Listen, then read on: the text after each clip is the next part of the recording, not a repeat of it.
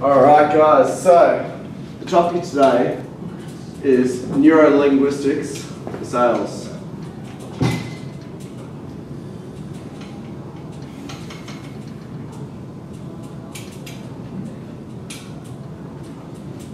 To break it down and try and keep it as simple as possible, and I want to try and keep today a little bit short as well so it's not dragging on and on like the other day. Neurolinguistics, the word itself is a conjugation of two different words, neuro being brain, linguistics being the power of language, the way that we use language. So by putting the two together, we could just assume that the topic we're talking about is the psychology of language. Is that simple enough? In a selling context, sales is a very multifaceted and in-depth topic. It's not something as simple as, I have a product and I want you to buy my product. It is much more complicated than that. So the way I'm going to present today is, first of all, I want to try and create a picture of, let's diagrammatically explain a conversation with a person. So, you know, we can conceptualize that we're having a conversation with a person. I want to put that into a diagram and say that if we've got us and we've got someone else, we'll call them, say, them, and we've got a dialogue that's between. Without that, we're just two individuals, right? So the connection between us is the dialogue. Is that really simple? So everything we go back to is based on this diagram, and where us and them sit in the context of that dialogue. It's not going to stay in this stationary fashion that we're always there, always there. And I'll hopefully make it that the way in which we picture this will help you guys think about where we sit in terms of our words, and whether or not, you know, think about the forces that would have to move us in relation to this. You know, we could move around the perimeter and we've always got a divide between us. Or we could be over here, it could be us pushing them into a conversation. It could be us pulling them. So we can sit in very, very different places in relation to this, but here we've got a topic and we've got a dialogue, and it'll always be us and them. Simple enough? Right. So, well, let's try and make this really easy. For neurolinguistics, first off, I guess the basis is vocabulary. This is something that's really, really different and difficult for a lot of PTs, because if we look at vocabulary, it's going to be so varied for every single different kind of client that we have. Like, you guys would have to agree, if we sat down with Sally, and Sally, this is her first time in the gym, she's never been in the gym before, she's interested in personal training, or she's interested in at least learning how to use the gym, and we're trying to convince her to do personal training, the kind of vocabulary that we need to use with her has to be very, very basic, correct? But it's not to say that we don't want to create the same kinds of discussions that we would with, say, James, who may have been a gym member for 12 years and just wants to go to the next level of his training, correct? So we've got the same objective in our dialogue, but the vocabulary that we need to use for that dialogue is very different. And if we don't use appropriate vocabulary, we lose people. You know, it's either too much or it's too little, or we get kind of way off point, way off topic, and we don't get the end outcome that we desire. So vocabulary is really, really important, because it kind of sets up the pretense for how we're going to get this person to completely understand everything that we're saying, and also have a really clear communication. So let's use a different colour. Really have a clear and uninterrupted communication between. If we've got the wrong vocabulary, this is happening. We're probably still getting a point across, but it's convoluted and it takes a lot of time and it's ineffective, and by the time the point reaches home and vice versa, we've lost a lot of the message and the value in that message because they just don't understand it. Is that really simple? So dialogue needs to be based on really accurate vocabulary. Let's break this down. Let's try and put everything today in, is that right? Yeah, okay. Let's try and put everything today in context of a comp session, a kickstart, and a phone call. So phone call is the hardest one to, like, realistically, phone lead is probably the hardest to convert as a client. So let's put this in context. If we're implementing some concepts of neurolinguistics And the dialogue which we're putting in context here is a phone call. We've still got us and them. We're over the phone rather than in person, but it's still us and them, and there's a dialogue happening in between. The first thing is going to be a point of connection. We're on the phone, we need a way to connect with this person and somehow get them to want to continue a conversation with us.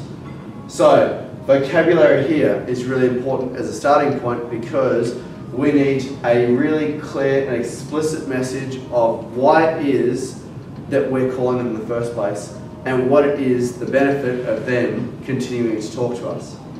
So, if I got on the phone and I said, "Good afternoon, James. I can see that you haven't been to our gym in exactly 14 days. And the purpose of my call today is you've been flagged on a call list and I've been asked and instructed to call you to see if you'd like to come into a complimentary PT session to potentially become a client." We're not going to use that vocabulary, right? It's just completely inaccurate. It might be appropriate to what we're trying to get happen, but it's not appropriate. So when I'm painting a picture here, it's the words we use are going to make a big difference. If I call up and I go, "James, my name's Dan, I'm from Good Life in the Valley. I've actually just been asked to give you a call because we can see you haven't been in for the last couple of weeks. We just wanted to check up and make sure everything's okay." Very, very different. Very simple. If I overcomplicated it and I said, "Hey James, you've been missing in action for 2 weeks. We really like to look after our members and it's really concerning that you haven't been here for 2 weeks, especially so I can see that your visit history showed that you were here for at least like 4 visits a week, all the way in the lead up to that. Something's happened, tell me all about it." Totally appropriate. Like, you need to use really, really clear, thought out, exactly what am I going to say that's going to make sure that communication is very clear. Now, that's simple. That's just basic scripting. If we put this now into context, we've got a connection, now we're going to have communication. If James says, "Oh, you know what, I've just been taking a break with my training, not really motivated at the moment, I think I'm maybe just going to chill out for a little bit and I might come back to the gym in a few weeks." We've identified a need now, so it's getting exciting. We can see that we've got a purpose, we can help this person. But the way we use these neurolinguistics can change this relationship, that now we can either be trying to pull them into conversation or push them into an action, or we can try and lead them. So if this is our conversational context, we can do one of two things. We can push them towards us. So we can use our words to push them towards us to close this gap of communication. And think of this, that the closer that gets, the more effective that communication is going to get. Or we can bring ourselves closer to them. Or we can also change our position relative to them. This looks a little bit convoluted, so let me put this in context then. Here's my words. I'm trying to push them closer to me. So James says, "I've just taken a few weeks. I'm just not feeling super motivated at the moment." That's a real shame. I'm sure you had some goals when you first started, and when you joined the gym, the whole reason was you wanted to achieve those goals.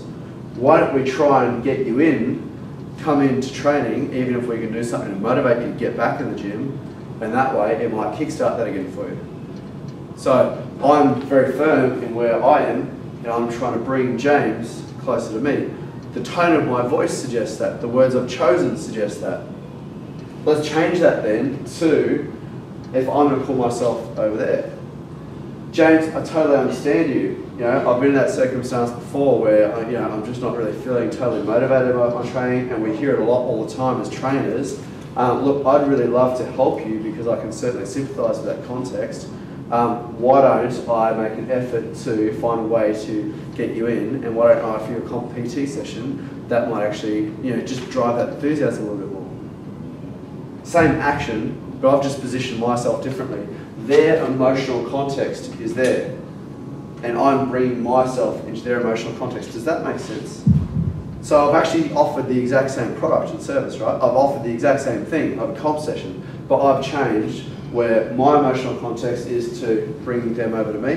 And this is about, there's a fact, they haven't been in, they're not motivated, that's not appropriate, they should come and meet me. Or, they're there, I understand that, let me come and help you. And, what if we can together push into where we want to go? Does that make sense? The third one is where salespeople do really, really well. because what they do is it's a little bit trickier than just that picture of I'm going to change my stance. And going back to pointing,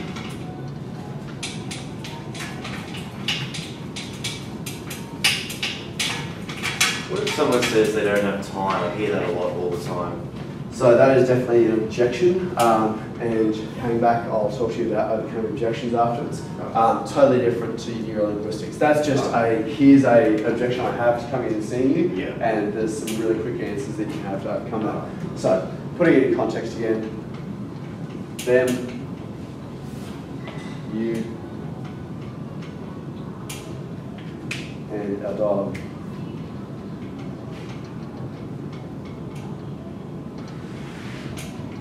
So, the precept here is,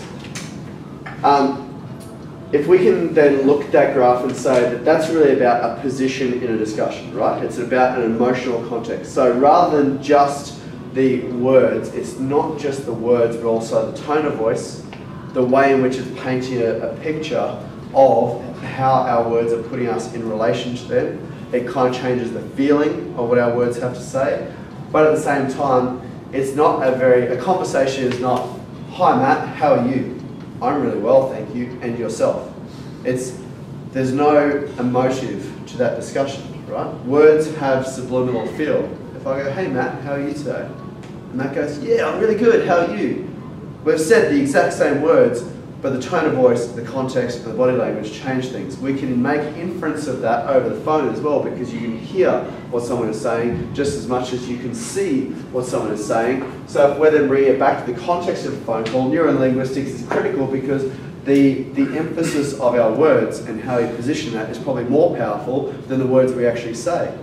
So when you've got salespeople where all they do is just try and hit numbers, they just try and make as many calls as possible, but they're not trying to make as many connections as possible.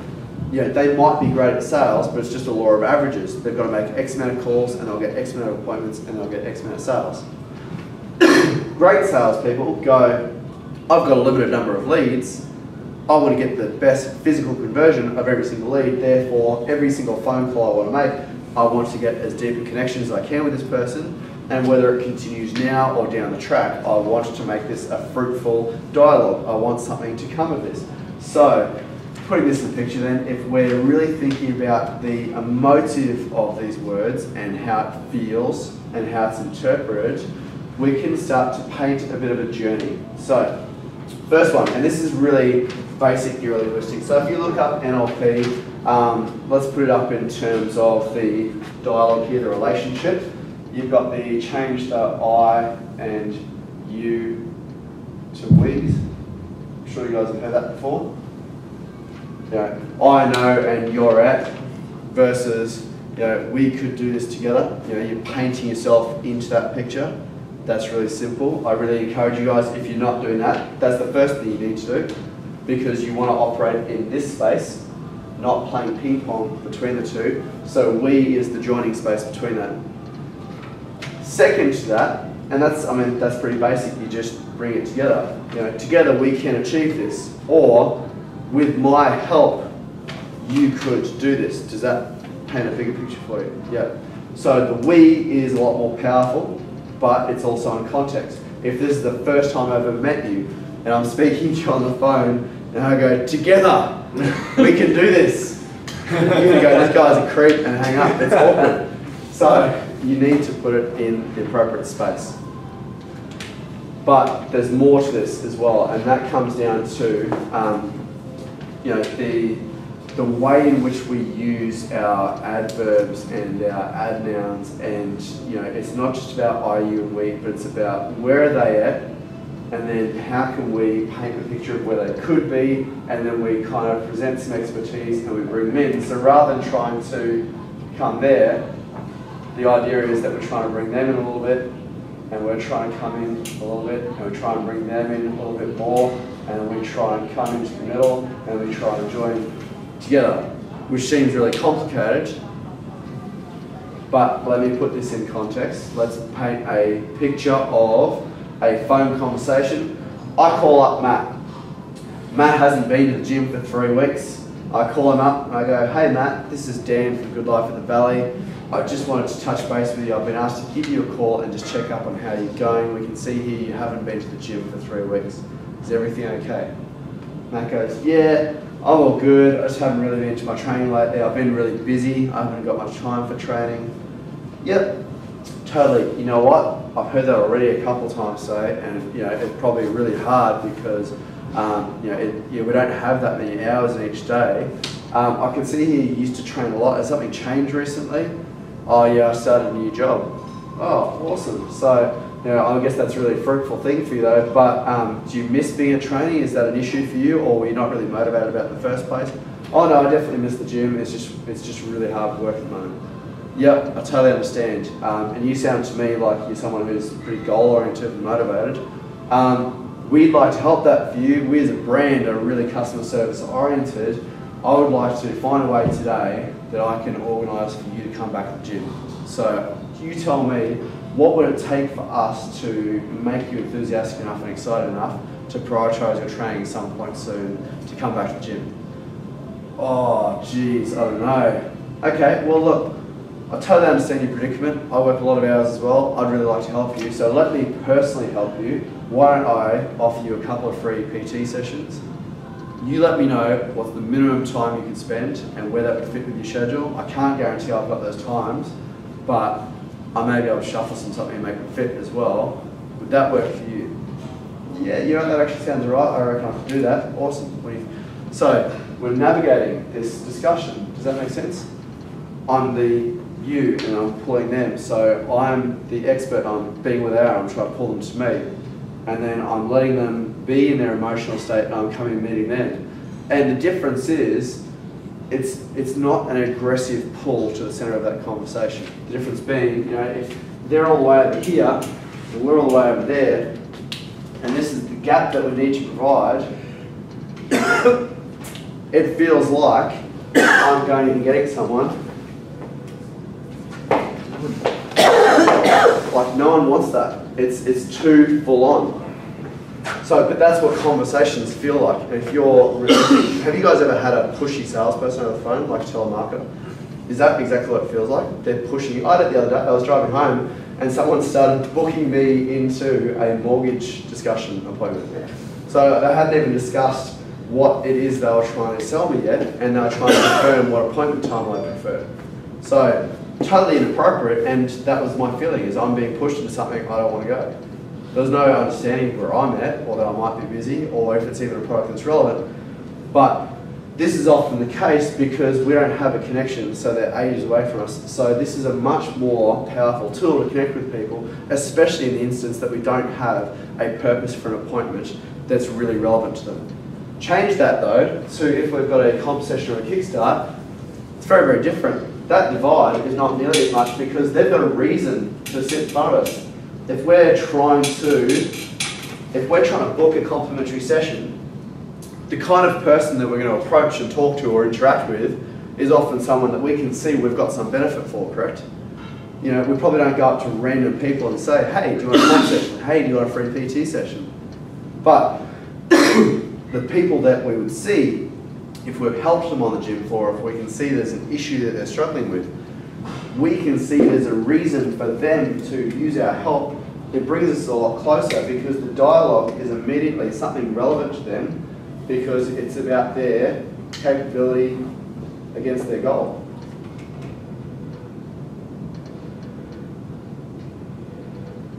So they're struggling with something and that may be holding them back from somewhere they want to be.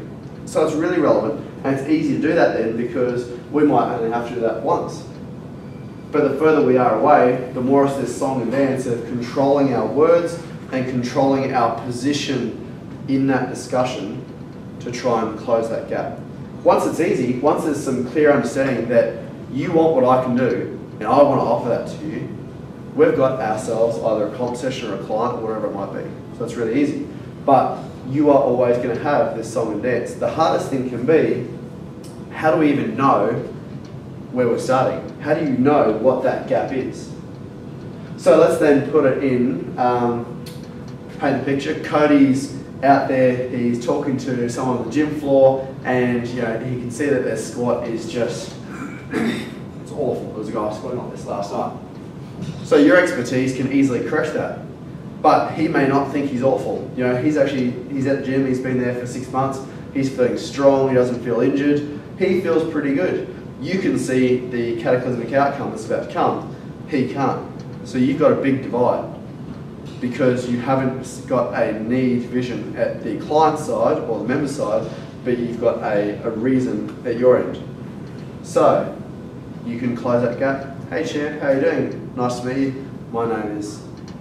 Like if you can introduce yourself all the time by, hey, my name is. Did you guys, when you walk in, did you see me talking to that girl? I've never met her before. I just had to kick her out of the room and I felt really bad. I go, have you tried out your functional zone yet? Because I feel bad that I'm kicking her out of here. I want to know if she's actually tried that space because it's an alternative. Oh yeah, but you know, I like my privacy. I don't feel really confident in the gym. Oh wow, that's terrible. How long have you been training for? Oh, I've been a member for years. What do you normally do? Oh, classes. Oh, okay, you really like the classes? Yeah, but I'm getting a bit bored of them. Okay, yep, we hear that all the time. I can help you. Why don't I organise one of my PTs to put you through a free PT session and write your program? Like, she just gave me her details on the spot. There was 2 minutes of talk there.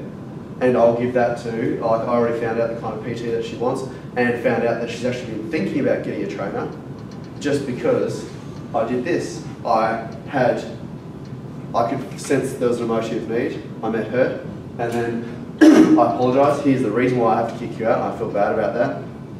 Have you thought about trying a new area, emotive need? Then, like we just did that song dance. It really does change the interaction in those conversations because all of a sudden, what you're doing is changing from the expert to the sympathiser or the empathiser, from the expert to the empathiser. If someone genuinely had your invested goals at like that was their primary objective, and they're also very, very clearly someone who's capable of attending to those goals, it's a win-win. If someone's really sympathetic or empathetic about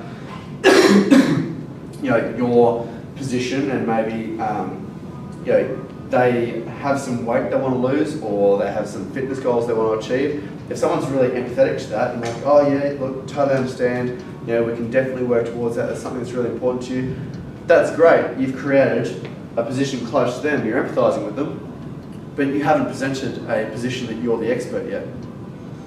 If you empathise and then said, yep, look, and I totally understand, so in all my research and my time as a PT, this is certainly the way I've found that it's been most effective. Have you ever thought about trying something like that? Just that quick couple of words positions me back here, I'm the expert again, I'm just trying to pull you that little bit more towards me, that you've got a vested interest in listening further to what I have to say. And I'm going to get back with you, and then can you see this little song and dance? Every time I'm saying something, I'm changing the context to see where they are. A really good way that you can work this as well as body language. It's a lot easier in person because, you know, like just little things. That girl was darting with her eyes. She didn't look straight at me. So that can be one of two things. A, she's just said she's shy. B, she's a small girl. I'm a 100-kilo male. It's going to change. So I can match her body language. I'm not going to sit there front on and be very confronting. I can stand slightly side on. I can change my body language that I look more approachable. So compare the difference then. Excuse me. So actually good timing. Sarah, you chuck your stuff down, come over here. You're going to be... Breakfast. So, really good timing. Sarah's a small girl, you know. If she was someone I'm talking to on the gym floor, she could be really confronted by someone like me. If she's talking to me, and see how she doesn't even want to stand in front of me, because is that really awkward? Does it feel fun? Yep. It feels like we're about to go into battle. But a lot of people will often stand slightly side on to you, but they'll look at you. Which means, if I'm standing like that, do you actually feel like I'm just sending like serious energy away? Step away. It changes space. If instead, come close and throw it, if I change that, like as much as it's dorky for me, if I change that to, you know, people say open posture, you know, when you're this wide, that's not a good idea. if I close myself and I feel smaller to you, right? It's very, very different. Just because I've changed my foot position, I've changed my side position, my opposing presence is very different. That changes though, show me out for me. Matt, if you're a member, and Malcolm, come over here for me. Matt is a big guy. Matt's also a confident guy. He's broad, right? He's always going to stand slightly front on. That's natural, that's your posture, that's your confidence. So, if you were to stand, just an example, if you were to stand side on, and hold your hands down there like that, he doesn't feel like someone you naturally want to listen to, right? It's body language. It's not even intentional. It's just because it's these subliminal things about what someone looks like in context to our posture. If you change that to, very, very subtly, stand there and not front on, cross your arms, yeah, and then... Yeah, more dominant, more... Very subtle, right? Yeah. So if you're not a bigger person and you're talking to someone bigger, you can't be front to front with them. You actually have to be slightly to the side. He wants to project that he's a big guy forward. And just let him do that. Don't get in that space. It's like a laser beam. Just get out of the way. But you can be in a better posture position by actually standing there. Simple thing as well. If you stand like that, it feels weird. It looks weird. You're more natural. If you actually cross your arms and like sit relaxed leg, you'll feel more natural. You'll naturally do that anyway. And it changes because you can be in a dominant position in that space. And you'll even feel it without even without even looking at it, you'll feel like you've got a different posture. So the words you say will carry very differently. So this is just as much a part of neurolinguistics because, so you sit down guys. If we're looking at this song and dance, and we're trying to change context, and I've got, Steve, let me borrow you for a second, you can be my prospect. But if you've just done a squat, and you're seeing there, a lot of people after they've done squats, it's just really natural, they'll put their hands on their hips, and they're in a semi-exhausted state, and they'll stand like that, so stand like this for me. Yep, so stand up tall. Like that'll be how you'll probably naturally stand. And if I'm standing front on you like this, it feels like I'm instigating something. Yeah. It's not right. And if I stand like that, it will work. Now if I've said to you, you know what, your form's terrible, it's awful. My words are bad because you're not going to take that on.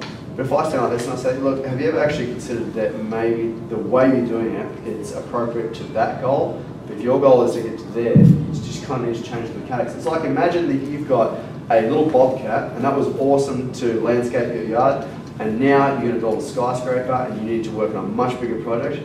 That little machine is not going to work the same way. The same goes for the mechanics of lifting. You need to upgrade your equipment, your machinery, and that's what our movement is. So if you change your squat from a squat that's going to get you to there to a technique that's going to get you to there, it'll make it easy. Yeah. You're like, yeah, fair enough, but you know, and just believe this in your head for a minute. Think that, yep, I'm hearing what you're saying, but I don't want to pay you for PT. Just believe that for a second. Just go, okay, let me put things in context of you for a second. If you were, at the moment, you're squatting 120, feeling pretty confident, would you be confident to put 160 on your back right now? No. But if I told you that we can change your movement, that we can make it that, you might have to go backwards a little bit, but by changing it, you're now going to progress. Did you see when I stepped around and I changed my tone of voice, even if you were believing I don't want to listen to what you want to say, I just pulled you out of it. Because you pushed your dominance out that way and I got out of the way and stepped to your side. It is really subtle. But this is very powerful. If you've got someone who is genuinely who's talked to someone on the floor, and they've gone, buddy, I don't want to talk to you. You get it all the time. So our problem is, we have the capacity, you can sit down. We have the capacity to help people and talk to people, but just because this bloody posture and body language stuff, it makes it really difficult.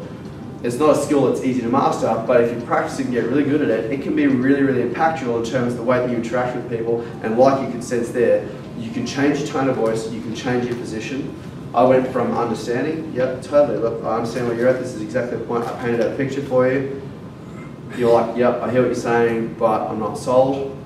Change my position, change my posture. Now I'm there, and I'm going to try to pull you to me, get you out of your dominance. All of a sudden, very, very different, right? 100%. You can feel the difference. So the song and dance is not just your words as well, it's also how you position your body language. And it feels natural if you think about, how do I want to get this point across to you?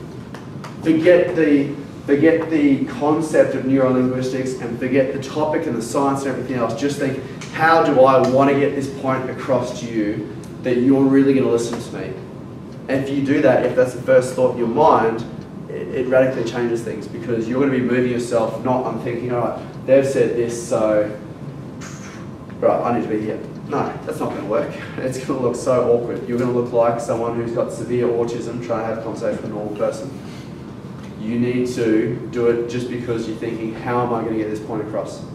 So, in context of the comp session in Kickstart, this is really relevant, because then if we've got a Kickstart and someone's been convinced to buy it because it was a great deal, or because it's just been part of, it wasn't even an option, they had to buy it and they want to join this gym, they've got to buy it. So they've got to buy that 3-pack. They still are not totally enthusiastic about PT, especially not ongoing. Or we've done the Kickstart and someone said, oh yeah, I want to try it on my own. Oh, thanks, that was really helpful. I'm going to go off and do it on my own now. Whatever the case might be, they're in a position where they are not the expert. They are not the expert, we are, but we haven't had the opportunity to fully have that discussion yet about where they're going to sit with their goals long term and what place we have in that. And this is where changing the words, the vocabulary, and the position in that dialogue is going to make it much more effective for us to really set them, aside from their thoughts, aside from their emotional position, into a much more rational state. Because logic would suggest that if they have an issue that they need to overcome, as well as a goal they're working towards, and we have an expertise and an invested interest in them, then we are in a really good position to work with them. It's logical.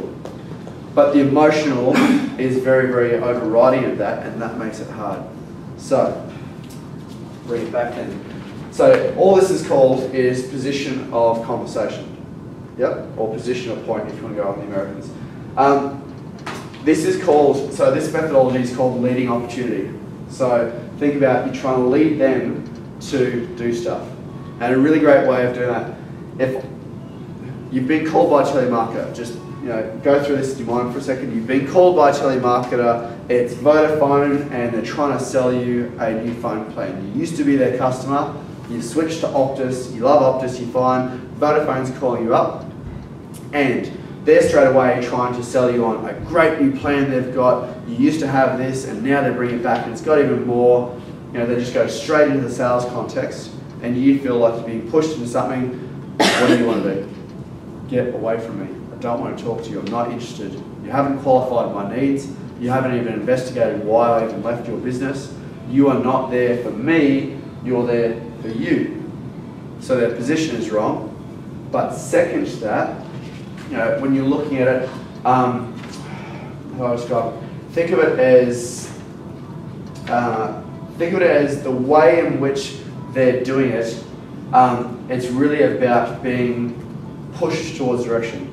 So like I was pulling you across the room before, the leading opportunity, change the context, rather than just launching straight at their plans. Hey look, we're just reaching out to all of our customers. We actually had a lot of bad complaints years ago, and we feel terrible, but we've spent the last few years trying to address that. Would you mind if I could steal a couple of minutes of your time today just to talk through why you left us as a customer, and even look at if we get you back, what would it take for us to get you back as a customer? It changes that. I'm now there for you. And then we can start the song and dance. So it's called leading because I'm asking for permission, first of all, to interact with you. This is really important. If you just go up and talk to someone on the gym floor, so if Matt's doing a squat and I go, hey Chen, whoa, stop, it's wrong, you can't do that, you're gonna break your back. He's gonna tell me where to go. He'll probably punch me in the face as well. If I walk up and go, mate, do you mind if I just correct your technique for a second? It's not right. It's not going to work either because I'm trying to be an expert, but I'm there for that. It just doesn't work. If I let him finish the set, and if I go, buddy, do you mind if I just give you 2 pointers really quick? I think it'd massively improve your squat. I've asked permission. I've suggested that there's going to be a narrow time frame. If I say, could I help you, it suggests it's also going to be potentially a long period of time. If you said that, in your head, if you're training, do you want to be annoyed by people? No. People come to the gym to train. The best people to train are people that want to train. So we want clients that are actually excited and enthusiastic about training, but when we contact them on the gym floor, they don't want to talk to us because they don't want to spend a long time talking to us. I've qualified my words straight away. Champ, would you mind if I give you 2 quick pointers that could radically change your squat? You're like, right, I'll hear what you got to say. It's only, well, how long could that take? But they've then shown interest because I've A, asked permission, B, I've put a timeline to exactly how much time, you know, it's not specific. I haven't said, can I steal 5 minutes? But I've just said, can I give you 2 quick pointers?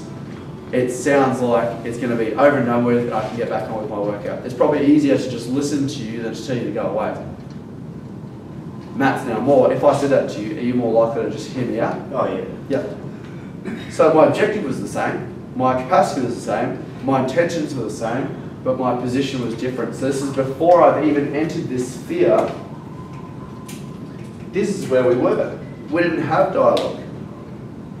So we've got to make that happen, and you need to have permission to have a conversation with someone. Have you ever been in an elevator with someone? Everyone like stands there, it's really awkward. No one wants to be the first one to break the ice. We live on level 27 of our apartment, we know that too well. Yes, it's We really always talk awkward. to them anyways. Yeah. So, you know, it can be hard to break the ice. It can be awkward as well. If you've ever been stuck in an elevator with someone who just you don't want to talk to, it's the other problem. So I used to be in the same position, you know, high apartment, and you just don't want to talk to that guy, he's crazy. But if you can create context and have a reason for discussion, it's easy. So even as we're building rapport with people that we want to in future have conversations with, I often suggest to every trainer who's ever trying to build their business, hey, how you going today? Hey champ, what's happening? Hey buddy, what are you training today? Hey mate, we saw after your squats the other day. I'm just looking for opportunities. And one day they're going to respond and boom, we've got dialogue. Is that easy? So it's like fishing, right? I'm just going to keep throwing out prawns on a hook, and one day the fish is going to bite and they're going to create dialogue, and now we can do a little song and dance and you're going to train with me. That's how it's going to work. But if you do that, and if you repetitively do that, then you're asking permission in a way to have a conversation with them, but it's in a really nice customer service fashion. And whether it's asking someone to help them, whether it's actually just having those icebreakers, and then as soon as you've got dialogue, it's easy. But you also need context. So, in the context of a phone call, a comp session, and a kickstart, this is easy because this is all about kind of positioning yourself. Let's look at it now for how we're going to close. So vocabulary is the right words at the right time.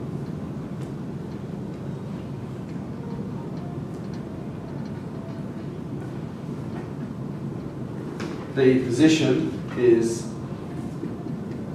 the right emotive at the right time. Does that make sense? And we mean emotive by the posture and body language, not the little emoticon on your phone. Just on that, I actually really miss the old phones. Back when I got my first phone, there was no emoticons. It was really easy. Now it's really hard. Everyone sends you these funny things and it just doesn't make sense. Finally to that, you need if you're in a position, you kind of need an anchor point. So every discussion has an anchor point, whether it's a topic or whatever it might be.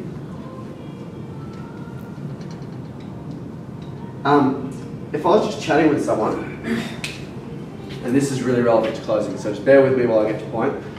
If you're talking to someone and you're just talking about a topic, and the topic is, say, squats, we could go around and around and just talk about squats for eons, because squats are really exciting. Everyone loves squats.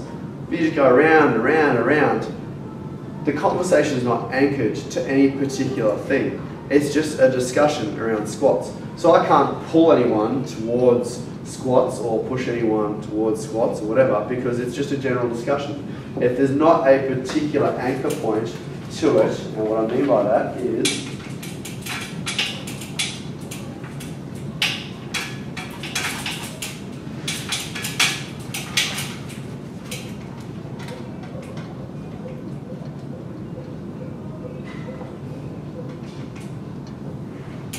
and this is deliberately these sizes because big circle, they're the dominant person. There's someone that's overly confident about their squat. Little circle because that's what they think of me at the moment. Here is the space between. First off, we've got a shared interest. So squats brings them in a little bit. What if I've got now, if we're just talking about squats and I've helped them a little bit with technique, that's awesome. They're excited. Is there a reason for them to start paying me as a trainer straight away because I've helped their squat? No, but a lot of trainers think that's the case. We think as a PT, okay, wow, we've shown you our wares, it's really impressive, buy them. It doesn't work that way. If anyone's been to Thailand or Bali, you walk past stuff all the time, fake watches, nice fake Gucci bags. Just because they look really good and might look awesome on you doesn't mean you want it yet or need it.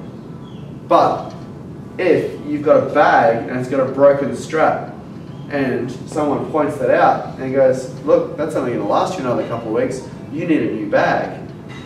You've now got a goal, you've got a reason. In sales, if you don't have an anchor point, a reason to engage, you won't have a dialogue that goes anywhere other than just in a circular fashion. So, in this, our anchor points are going to be goals, obstructions, and let's talk about that in terms of, say, technique and skill. But what else? What are other obstructions?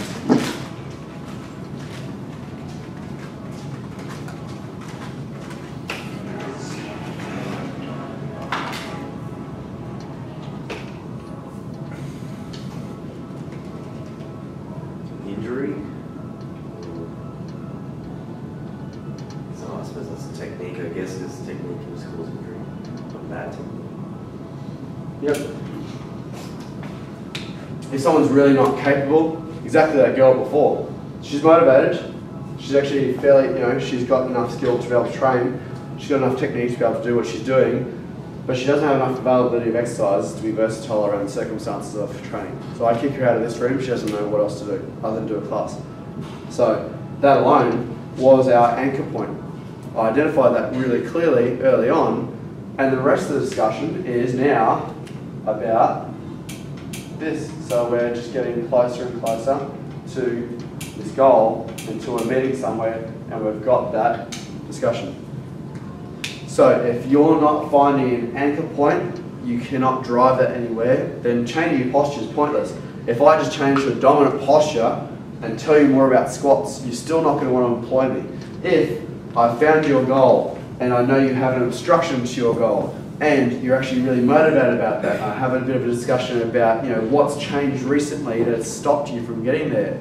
So I've got some context and some background on exactly what is that obstruction, even beyond the obvious. Is there some underlying emotional stuff as well, or is there some contextual stuff like work's busy or had an injury or whatever? Now I've got the full picture, I've got an anchor point, and I can drive that home to, okay, look, I can help you with this, this is what we're going to do. This could be your resolution, and that's then going to have the benefit of I can sell it. So to close, you must have a point in the dialogue to meet together.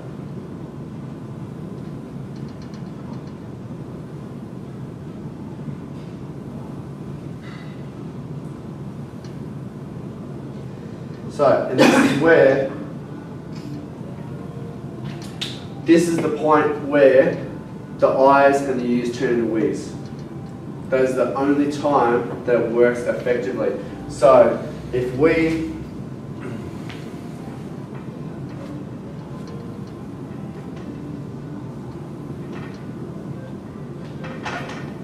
I was helping Matt with his squat, and I've gone up and champion, what if I give you 2 quick pointers that would radically change your squat? If I say, okay, cool, so if we start working together and we actually do this and we look at, it's just over the top. I'm trying to marry the guy and I've only known him for 5 seconds. It's too full on. We don't have that narrow gap yet. If it's, right, so I can see that you're kind of doing this, when you first started squatting, did someone teach you that method, or is that kind of what you've evolved to feel like you're at your strongest? Right, context, cool. So look, I mean, in my research and my years of understanding, I've been really, really emphatic that, rather than it's how it feels, it's mechanically, is the joint the best position, and sometimes the way it feels is not right because your muscular mobility is changing the force and load on your joints. So, if I then suggest that, why don't we have quick looking mobility and maybe we can change that, your squat might feel different even without changing your technique. Okay, so we do that, back to you, then back to me, and then we fix it. Okay, cool, that's been really successful. I think together in just 5 minutes, we radically change your squat. What's your big goal? What are you actually working towards? Do you have a number to it? And then we can start getting together, we can start forming a relationship, we can have our first date, it all goes really well. But if you bring this on too early, and a lot of people do, because if you read books or blogs, especially if bad for it, they talk about using the we. If you are in a big company, that works. Like if you're a salesperson, so if you're an MC for the day, and you're always using the word we is meaning us, the company, and you in our company. So it's appropriate. If we talk about we in our business, we're a sole trader for the most part. We're an individual, which means you can't train inside of me. So the only other vision that word can create is that we're already together in some kind of strange relationship. So it's an inappropriate word until you've got the anchor point, and then it makes total sense because we can work together towards your goal or whatever it might be. So if we break this down really simply, step 1, we've got to form dialogue. Probably the hardest bit, I'd say. Most people don't want to connect with you. You just got to throw out those lines and eventually someone's going to bite. 2, start at them. Always start at them. Does that make sense? So it's the empathy position. It's, all right, cool, I can understand where you're at. There's obviously a frustration to you. I'm going to cater to that motive. Move to the you.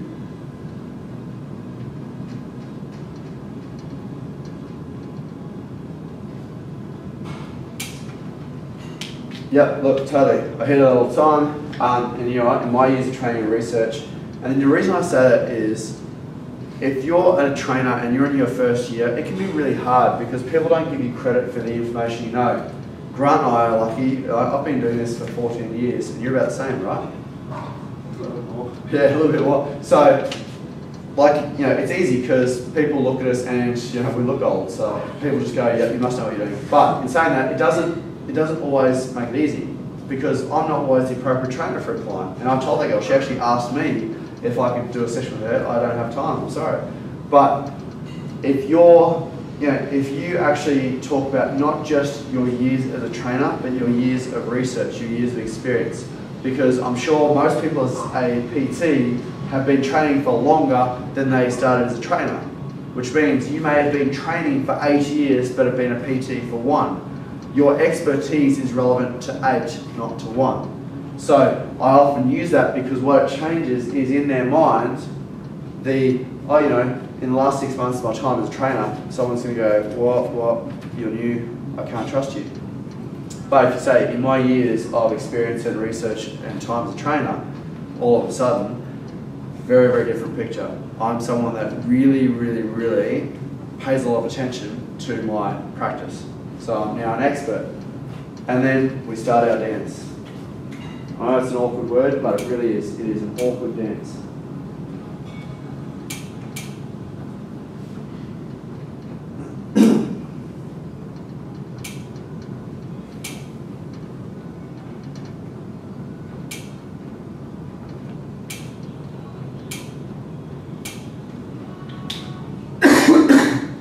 So that could be instantaneous.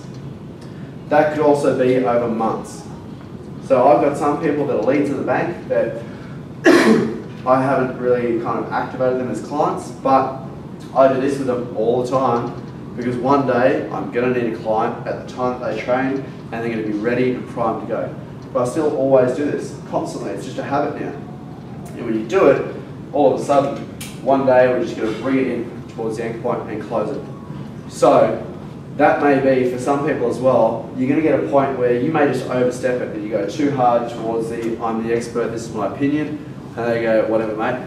Doesn't mean that person is lost as a lead, it just means for today our Nancy is done, tomorrow we'll start again. But because you've actually got a friendly interaction going with them, they're still open to listening to you because for the most part, you've still probably been really helpful on that occasion. And they're probably still really interested in listening to you in future, but for today, we're done. So don't be afraid to walk away from that conversation and just pick it up again next time. And what a great way to go through it. If you've helped them on a particular technique, the next time you see them, the easiest way to form that dialogue, did you notice any difference from having changed that the other day to how you felt in terms of soreness or how the muscles responded to that exercise and difference? Yeah, you can ask them a question. No, not really. Oh, that's a shame. You know, do you ever get sore from training? I'm just going to go for a different dialogue. You know, I'll throw out hooks again. So until they tell me to go away, I'm that kind of guy that will just be a pest and keep asking questions until you either talk to me or you walk away, or you know, we are at an awkward point where we just stare at each other blankly until someone says something. It's either way, I'm going to try to form dialogue and start them, move to you, and just keep on going. That's all you've got to do. If you follow those 4 points, you know, you get rid of the technicality to it, you understand the methodology and the science, but it is as simple as that. Form the dialogue, start in the position of them with the right vocabulary, move to the position of you with the right vocabulary, and then start that ongoing cycle, find the anchor point and try and close in on it. And every now and then you'll get it wrong. I've done this many times where you think that might be the anchor point, but there just wasn't enough discussion around it and it turned out to be something totally different. They may actually be totally unmotivated, but also that's where they're happy. They don't want to be motivated, and you can't stop that. So you think everyone, well, you're at the gym, you should be excited to be at the gym. That's us, that's not them. They drag themselves here because of hate and self-loathing. They don't actually want to get motivated about their training, but they force themselves to. So we focused on that when actually it wasn't motivation, it's fear. Make sense? So fear is actually what we're trying to sell to. That's our anchor point, not motivation. So it's really hard because you don't always know people's deep dark secrets, but for most part, the conversations lead enough to finding some kind of anchor point in themselves. And it will be, you know, if we put this in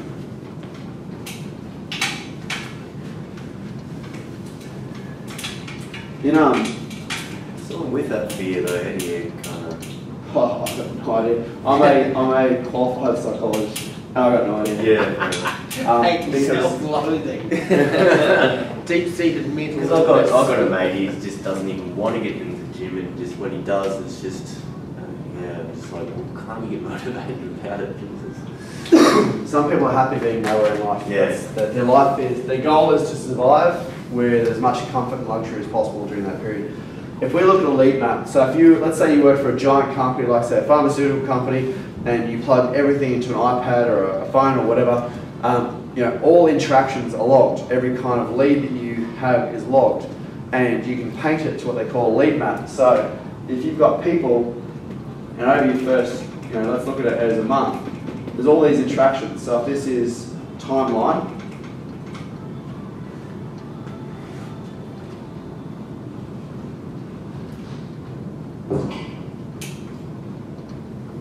and this is their, let's say, their proximity to sale or proximity to purchase.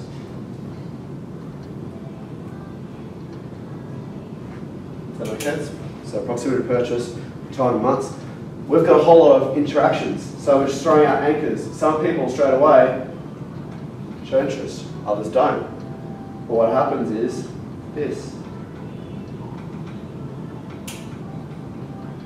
Some interact, some don't. Some never do anything more than say hi to you once and that's it. But the difference is, if it's always happening, if we're always talking to people and always interacting with people, then all of a sudden it starts radically changing. Oh shit, that can't happen. Anyone who knows statistics just went, no, that's not right. But no, there's always things that can happen. And it's just going to continue from that point. And then, what if that was someone that over 6 months, you've had regular interactions with them, and their belief in your expertise and the value and necessity of that expertise starts to change? Can you see how this is really critical? Because without those little blips on the radar, without those throwing out the hook of trying to form dialogue with people, it never goes anywhere. You're never going to have leads if you don't interact with people.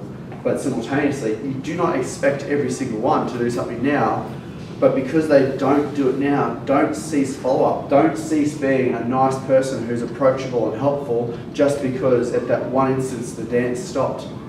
Pick it up, put them on your dance card for the next round, and off you go. But if you do that very, very quickly, you can set your sales targets for exactly what you want to achieve in your business based on these conversations, based on these neurolinguistics, because the way it's changing and how close you're getting that proximity is based on how quickly you're driving that dialogue to that anchor point. Easy enough? Any questions? No? Easy. Right, so easy but it's not. So if you get a chance, I'd read that book. For anyone watching in video land, see if I can get it up. What was that book, sorry? It's called Heavy Hitter Sales Linguistics by Steve Martin. I'll write it up on the board as well. So Heavy Hitter Sales Linguistics by Steve Martin, not the comedian. If I read one paragraph, it'll explain why this is such a hard book to read. Chapter 25, Calibrating Eye Movements to Determine Truthfulness. A polygraph machine measures the body's response, breathing, heart rate and temperature of a subject to determine if the person is answering questions truthfully. At the beginning of a polygraph test, the administrator asks a certain number of questions. Blah, blah, blah, blah. If we put this into context then based on a VAK count, which has obviously been mentioned in a previous chapter, we can know either he is visual, auditory or kinesthetic in terms of how he interacts, and in this instance this person is visually recessive. So if we put this into a conversation, this is how it goes. Salesperson, how long have you been evaluating solutions? Customer, eyes left momentarily and then pause. Well, we started last November. The way we put this into analysis then is that since the evaluation started over 10 months ago, this question was date dependent and stored in long-term memory. So therefore we can assume that they don't have an immediate recall, and we're going to change the position of our statement to then bring it into a much more close proximity. It's really technical. It honestly took me a year to read that book because it is so boring. But what I learned from the book was very, very, very useful. So if you can punish yourself enough, that's probably the best $36 I've spent in 10 years, because it's a really, really thick book. I think in paperback it costs like 80 bucks if it's really thick. But it's very, very in-depth to all these psychology aspects of the words we use and how it's relevant to sales. So if it took you 3 years to read it, at the end of that 3 years you'd still be far more effective as a business person than you would be today. And based on, they're really, really small chapters. If you incorporated even one chapter a week and worked on that skill set and applied it, then you'd build those foundations of technical ability and you'd get better and better and better. So I'll write that up. So heavy hitter sales tactics. Sorry, the tactics.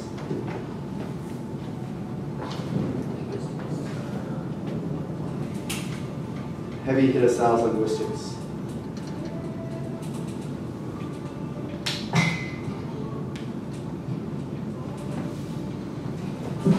By Steve Martin.